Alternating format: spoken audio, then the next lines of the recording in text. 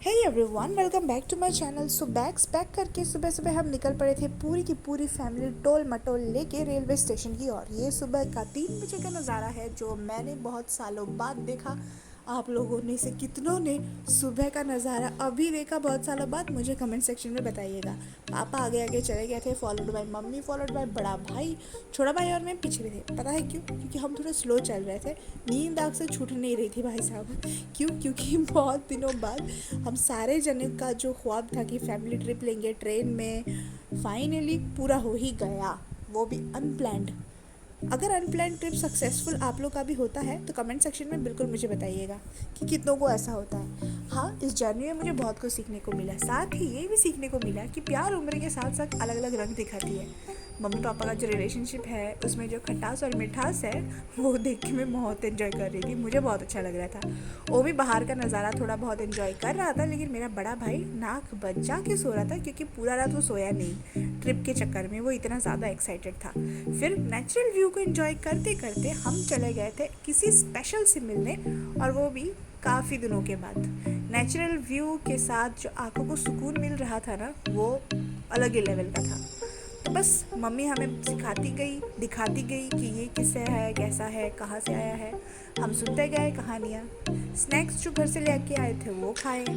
नदियों के नाम, पहाड़ों के नाम, पेड़ पौधों के नाम, जगहों के बारे में इन डिटेल्स, उससे रिलेटेड स्टोरीज़, वो सारे हमने अपने मम्मी पापा से सुने और लेसन्स लिए। हाँ, गूगल में ये सारी चीज़ें ईज़िली मिल ही जाती है, लेकिन जैसे ही हम मोबाइल खोलते हैं डायरेक्शन हमारा चेंज हो जाता है, स्पेशली मेरा। बस दादी यहाँ पे आ गई, हमने रेस्ट लिया। दादी बहुत खुश हो गई थी क्योंकि हम बहुत सालों बाद उनसे मिलने गए थे। फिर दादी को लेके एक साथ हम चले गए थे मालिनी माता के दर्शन के लिए। ये जो मंदिर है ये स्थापित है पहाड़ की चोटियों के बीचों बीच। बीचों बीच कहना गलत होगा, बिल्कुल ही चोटी पर। फिर एक आध सामान जो है वो मम्मी को लेना था, वो मम्मी ने ले लिया और फिर हम चले गए माता रानी के दर्शन के लिए। वैसे चढ़ावे का जो सामान था हम घर से लेके ही गए थे। यहाँ पे कुछ एक आध चीज़ जो है वो लेके टिकट्स, एंट्री टिकट्स ले ली थी हमने। फिर हमने की एंट्री। तो चलिए अब मैं मालिनी थान के बारे में कुछ फैक्ट्स एंड ट्रू इंसिडेंट्स मैं बताती हूँ। ये मालिनी माता का जो थान है ये एक जागृत मंदिर है। कहा जाता है कि माता पार्वती ने यहाँ पे एक माली के घर में साधारण कन्या के रूप में जन्म लिया था। भगवान जी का इंटेंशंस हमेशा लॉन्ग एंड प्योर ही रहता है। सोल पर्पस के लिए ही सारा प्लानिंग्स एंड प्लॉटिंग्स होता है।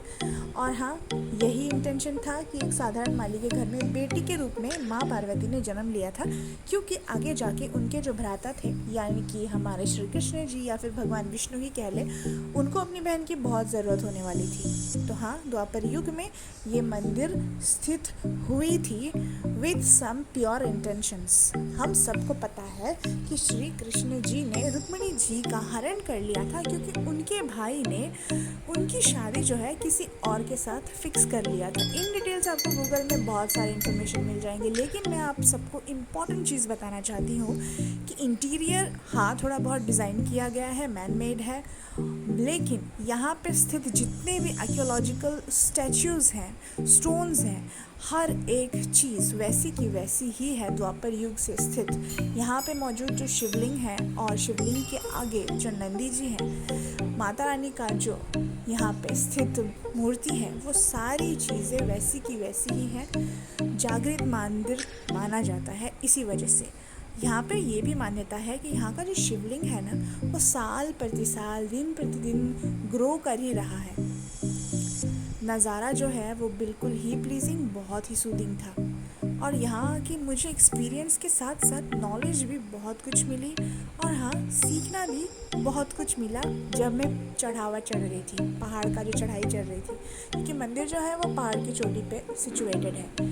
यहाँ पे पूजा अर्चना के करने के बाद ना थोड़ी देर घर वालों ने रेस्ट लिया, दादी ने रेस्ट लिया, और फिर हम चले गए थे दूसरी पहाड़ की चोटी पर। उससे पहले कबूतरों को थोड़ा दाना खिला दिया मैंने भी, और साथ ही मम्मी ने भी। उसी बहाने रेस्ट भी कर लिया और थोड़ा प्यार भी निछावर कर लिया। दूसरा जो लोकेशन है उसके बारे में भी पहली वाली स्टोरी के साथ बिल्कुल कनेक्शन है। यहाँ पापा मुझे बुला रहे थे कि जल्दी आ जाओ, तो दूसरा जो कनेक्शन है उसका स्टोरी मैं बताती हूँ। उससे पहले आप लोग एक बार ये व्यू देख लो मंदिर का साइड बाय साइड। मैं जस्टिफाई तो नहीं कर पाऊँगी इसकी खूबसूरती, जितना भी मैंने कैप्चर किया है मैं कर सकती थी। आई रिक्वेस्ट आप लोग को यहाँ पे आना चाहिए, दर्शन करना चाहिए, क्योंकि जो भी मन में गिल्ट हो, स्ट्रेस हो, एंग्जाइटी हो या फिर कुछ अचीवमेंट्स के लिए प्रॉब्लम्स हो, आप आओ यहाँ पे शेयर करो। हर एक चीज़ का सोल्यूशन यहाँ पे आपको मिल जाएगा, और साथ ही नेचर के साथ जो आपको एक रिफ़्रेशमेंट मिलेगा वो अलग से। तो चढ़ावा बहुत ही टॉप नॉच लेवल का था, और मेरी दादी अल्ट्रा प्रो मैक्स मिली, वो सबसे पहले चढ़ चुकी थी।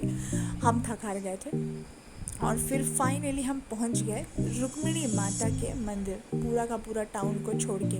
हाँ, रुक्मिणी माता के मंदिर यही वो जगह है जहाँ पे श्री कृष्ण जी ने माता रानी को हरण करके लेके आके यहाँ पे माता रानी को रेस्ट करने के लिए थोड़ी वक्त रखा था, क्योंकि उनके भाई जो थे वो तो हर वक्त हर जगह हर समय अपनी बहन को ढूंढ ही रहे थे, क्योंकि शादी जो किसी और के साथ फिक्स कर दिया था। फिर यहाँ रचाया गंधर्व विवाह श्री कृष्ण जी ने रुक्मिणी माता के साथ, और विवाह रचाया गया था नीचे वाले जो मंदिर हमने मालिनी माता का मंदिर जो दिखाया थोड़ी देर पहले, वहाँ पे। अभी यहाँ पे माँ पार्वती ने जो जन्म लिया था माली की बेटी के स्वरूप में, उसी स्वरूप में फूल की मालाएं अर्पण की और विवाह संपन्न हुआ।